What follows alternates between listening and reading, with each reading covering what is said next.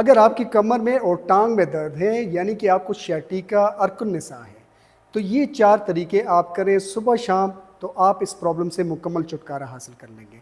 sciatica में होता क्या है कि इंटरवर्टेबल डिस्क जो नरम हड्डी है वो बाहर निकल के रग के ऊपर दबाव डाल देती है और पूरी टांग में उसकी तकलीफ आती है।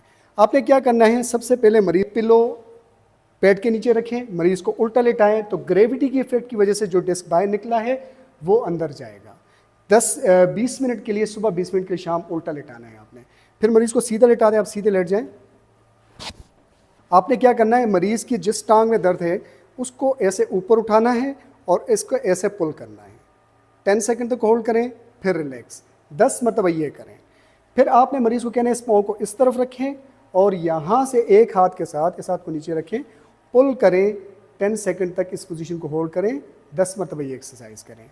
नेक्स्ट आपने मरीज को कहना है कि यहाँ से होल्ड करें और पाँव को ऊपर उठाएं, 10 सेकंड तक इस पोजीशन को होल्ड करें और फिर वापस रिलैक्स रखें, 10 मरतबा ये एक्सरसाइज करें, सुबह शाम परफॉर्म करें, तो अर्कुन निसा sciatica से आपको छुटकारा हासिल हो जाएगा।